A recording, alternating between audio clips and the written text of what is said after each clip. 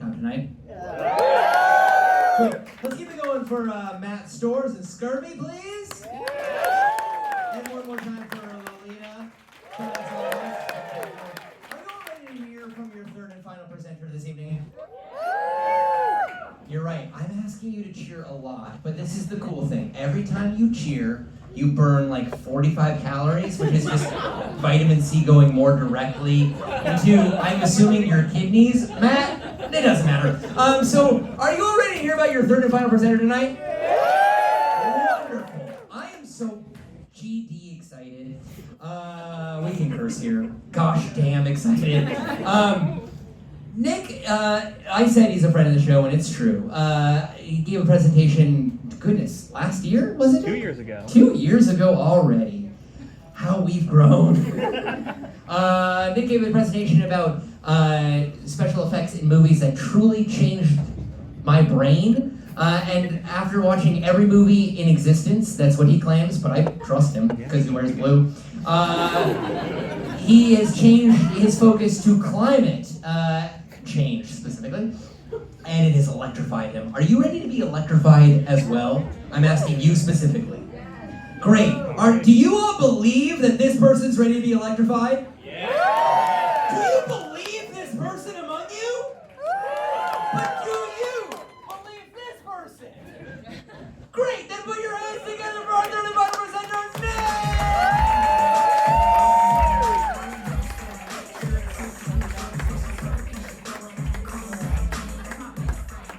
Keep going, Marty!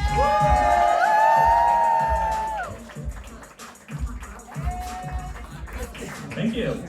Thank you, everyone. All right, so this is my presentation, How We Solved Climate Change, Retrospective from 2055. It's 2025 now, so this is the future. We'll get to that in less than 30 years.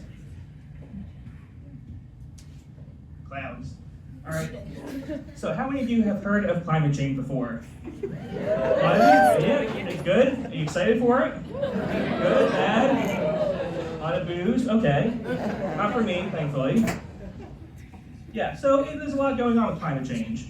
Right? You got hurricanes, we got forest fires, we've got droughts and floods. A lot of bad things. But what if I told you there was somewhere where climate change didn't exist? Would you want to go there? Well, this is not a place, it's a time. In fact, it's the year 2055. And I will promise you, in that year, we will have solved climate change. So, I'm going to take you all there, and we're going to talk about exactly how we did it. We can all get into my time machine. Don't worry, it is bigger on the inside. And we can go to the future.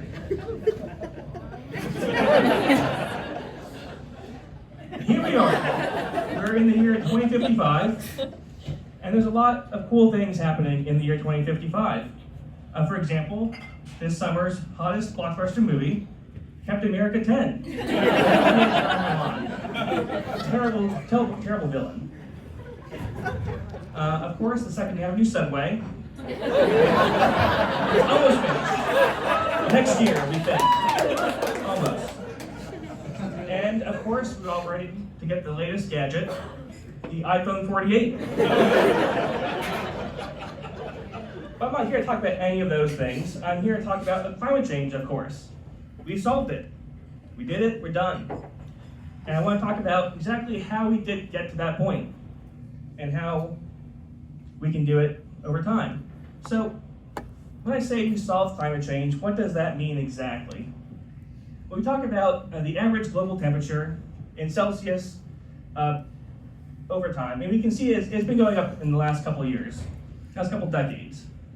And so when we talk about that, there's a lot of negative effects that come with that. Of course, we see the cost of disasters for different hurricanes and extreme weather events. The costs have been going up dramatically over time. Thankfully, except for a couple of exceptions, the number of deaths has not been going up. So that's such a positive thing, right? But I think we do lose our homes and our lives are disrupted, so that's a lot of bad stuff that's happened. When we talk to the climate scientists, they basically give a couple projections. And they say, by the year 2100, what's the average temperature going to be increased based on relative to nominal levels? And they say, okay, if by the year 2100, if we're 4 degrees Celsius above nominal, we're toast. It's really bad. If it's 3 degrees Celsius, that's pretty bad. That's pretty bad, not terrible. And if it's 2 degrees, it's going to be manageable. It'll be survivable, but not great. And they give a couple of different scenarios. The worst, of course, is that we're going to hit 2.5, and that's if we do everything we're doing today. Now, that's bad. We're going to survive climate change, no matter what happens. But we can do a lot better than that. We can hit that net zero scenario, where we actually see temperatures decrease over time as we move to a sustainable future. Now, the cool thing is we don't actually have to do a lot of extra work to get to that point. In fact, we're already seeing that in a lot of countries, the number of the emissions that we're putting out have been decreasing, even though we're seeing economic growth. And that's because we have been doing a lot of things over time to reduce emissions and go to clean energy. Now, I'm sure a lot of you have heard about AI a lot in the last couple of years, and the amount of power that it takes to create AI data centers. In fact, I think by the year 2030, we're going to have the need for about 30 gigawatts of extra power in the US. And that's a lot of extra power that we have to add. But to put that into perspective, if you want to move every single car from a gas car to an EV, we're going to need actually about a terawatt of power in the next couple decades. And then we add in heat pumps and you add in electric stoves, it's clear that we actually need a lot of more energy in general. And we talk about the IEA, the International Energy Agency. Now, these are the foremost experts in the world on energy production around every single country. And they say we can't produce enough clean energy to meet all these demands. But come on. Do you really trust the experts? Do you think they know what they're talking about? They don't actually. They say by 2030, you're going to have about 500 gigawatts of solar energy everywhere in the world. And in 2025, we got over 600, almost 700 gigawatts of solar installed, operating today. When you look at electric vehicles, they're actually accelerating their adoption around the world. And they're going up 25% every single year for the last couple of years, and that trend is going to continue as prices continue to drop. And of course, if you have driven here to Caveat tonight, you probably paid a congestion toll to enter Lower Manhattan. And if you took public transit, that's awesome. You're a lot better than them. But we see that with congestion pricing, even in a month in, we're seeing massive reductions in travel time and a massive reduction in CO2 emissions. So it's clear that there's a lot of low-hanging fruit out there to reduce emissions for every city, every country. In the future, we're going to have lab-grown meat. This is actually possible today. It is a little more expensive than traditional meat, but it is also going to go down in cost, and especially for beef, once we get over to lab-grown beef, we're going to see a lot of reduction in the amount of CO2 from farming and a lot of land that can be reclaimed and restored. And of course, I'm talking about something like steel production. That is currently a very carbon-intensive activity.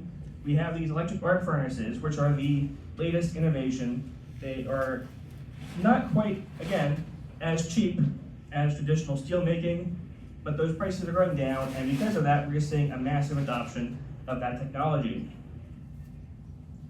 Traveling, sustainable air fuels today are slowly ramping up in terms of production. And it seems clear that over time this is going to get a lot better.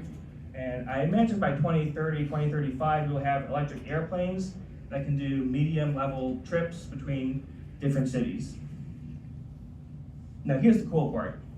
Solar, wind, these are the fastest energy adoption technologies in history. Like the pace of solar is so fast, so immense that people really can't appreciate it. Even the experts have consistently underestimated how fast solar is getting adopted. In fact, this is a chart. This week we added just about 600 gigawatts of solar in 2024. That's not total solar. That is solar installed just in the year 2024. It is growing 50% every single year. Not total, the pace of every single year being installed. Which, again, why is that happening? It's getting cheap. Every single time we increase the amount of solar, the price goes down. And as the price goes down, people adopt more of it. And that cycle keeps happening. We don't know how to stop that from happening.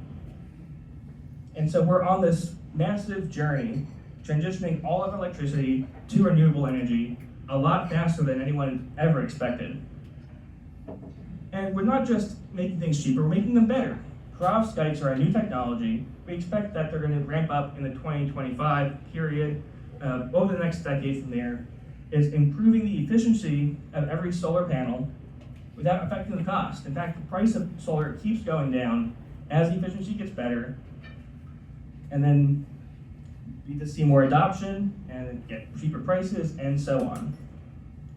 In fact, in Europe, we're getting to this point, we're seeing this, where prices of energy keep becoming negative. Basically, they're paying people to use energy now because they just have so much of it. And so I think people have not even considered the fact that we have to move from a period where energy is dirty, where it's expensive, to a point where energy is so abundant, we don't even know what to do with all of it. And there's a lot of things that we can do from that point to make a better world for everyone. But I will say though, that energy adoption, we're not seeing this everywhere, cheap energy. We're seeing it a lot more in progressive places and less so in conservative places. And by progressive, I of course mean Texas. You might not think of Texas as a very progressive place, but you can see, due to the raw economics of solar and wind and batteries, even Texas is installing a lot of clean energy. And it's actually been saving them a lot from these winter storms where oil freezes, oil pipes freeze, but solar and wind can stay operational. Wind, of course, has been increasing. Again, this is new installations every single year. So the pace of wind installations is going up. It is not quite as fast as solar, but it's doing pretty well as well. Of course, batteries. If the wind isn't blowing, if the sun isn't shining, we use batteries. It seems pretty straightforward. And the pace of batteries is, again, accelerating. We're adding, 50% more battery infrastructure every single year. And the prices of batteries have been astonishing. It's just amazing just how cheap it got. When you consider even a decade ago how expensive batteries were compared to today, compared to the future, where we add new battery technologies like solid state, iron flow batteries, not just getting cheaper, but they're getting more efficient, a lot safer, and that's accelerating the adoption of those technologies as well. So here's something really cool. Because of all this renewable energy, the UK, this is the country that really made coal happen. They're done. They got rid of all the coal plants. They shut them all down. Now they're all on renewables and some natural gas. And I think that's something that we can adopt every single place, and that's just going to happen regardless. And of course, I think it is clear there's a lot of friction out there. There's a lot of people who are trying to make things difficult to have the transition. I want to make up this example. The city of Los Angeles, for example, they wanted to stop oil drilling happening within the city property, within the borders of the city. And the oil companies sued Los Angeles. They said, hey, you can't stop us from drilling oil without this environmental impact report. And I thought that was pretty silly. Do we really need a whole report? Spend a lot of time writing this thing up saying why oil drilling is bad. But it is clear that there's a lot of friction in general that make it difficult to do this transition. And it's not necessarily a national thing, it's not necessarily a state thing, but there's a lot of these pain points all throughout, not just the US, but all around all kinds of countries that have a lot of different things. Another thing is that there, even at the local level around the country, there's certain towns and counties that have banned adding new solar, adding new wind, and frankly, that's just short-sighted. I don't think we have to make a whole moral crusade on why doing this or that is good. But if you just think about the economic opportunities that they're missing out on, it's like, okay, well, why would you go with something expensive when you can have a cheaper thing, which is so much better anyway? I don't know. Another thing to consider is that there's a lot of people who want to do this, right? There are all these companies that are like, oh, we want solar, we want to build wind, and do all this stuff. And you have to take it from somewhere. If you have a solar farm, you got to take it from the farm, you got to wire it up to a person's house. And to do that, you need transmission lines. And these have been very hard to build. And because of that, there's a giant queue. These are companies that have these solar farms, and they've been waiting for 10, 15 years to plug it into the grid. And we're just not building enough. And there's a lot of friction involved, there's a lot of politics involved. Every single town wants to not do it or do it. And I think it's clear that in the next couple decades, we're going to see a lot of this stuff. It's kind of silly, right? I think there's a lot of outcomes that we want, and we're not getting the policies that match those outcomes. And so it's clear that we're going to have to slowly work through a lot of these things and figure out what do we want and how are we going to go from where we are to where that is. And hopefully building transmission lines, right? Microplastics. In the future, we still have those. In the future, it's not utopia, but we don't have climate change. So you take what you can get. And that's about it. That's my dispatch from the future. I think we can get back into the time machine.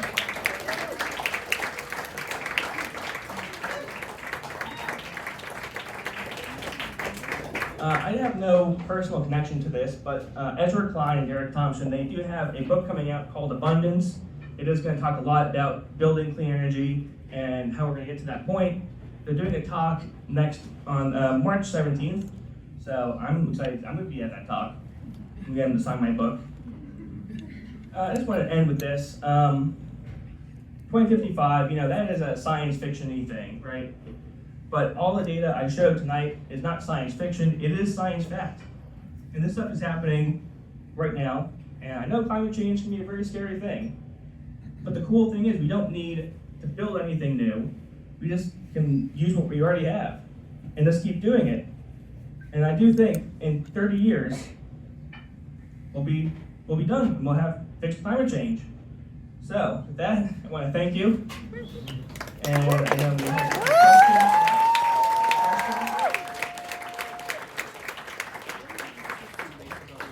Yeah, question over there.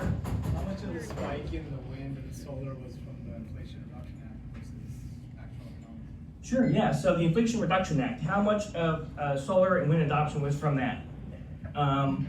Unfortunately, not as much as you would hope. As I pointed out, there is actually a lot of craft in the U.S. that makes it hard we can build a lot of wind, but we can't plug it in anywhere.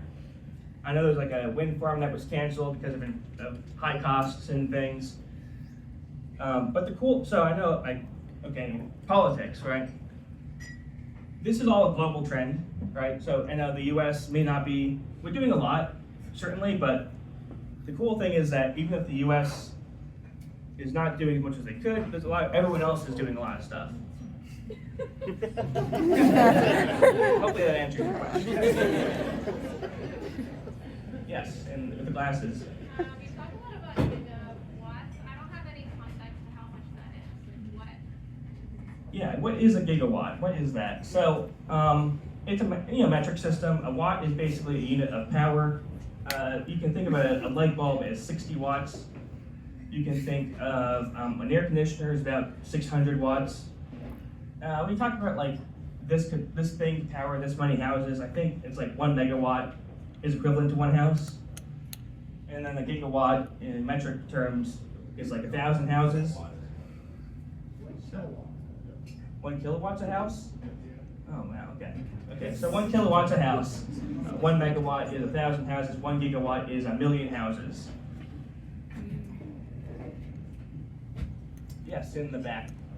So electric and solar, right? Why not, what about nuclear?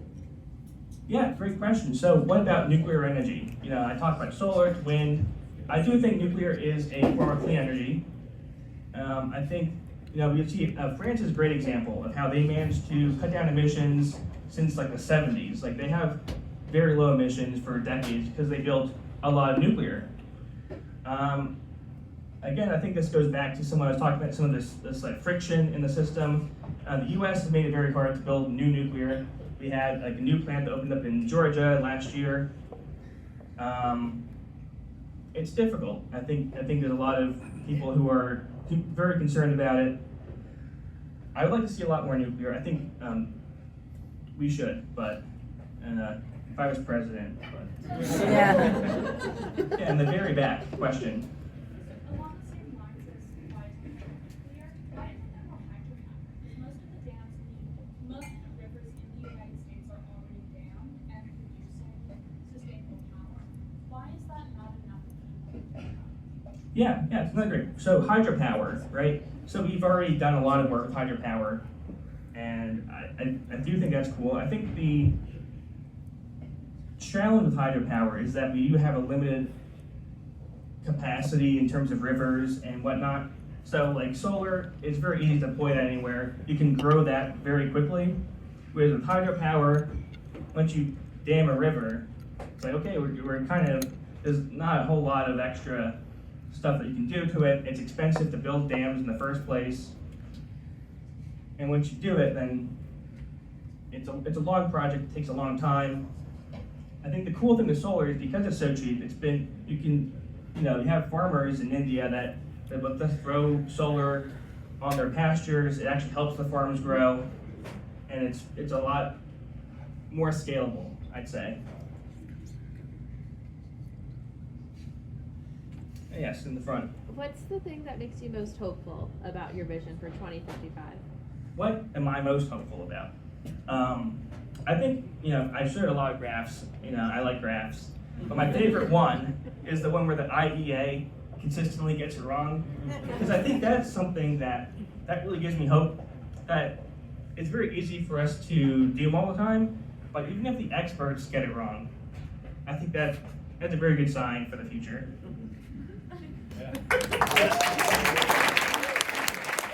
Over Nick Belfer, everybody. Keep it going for the hope.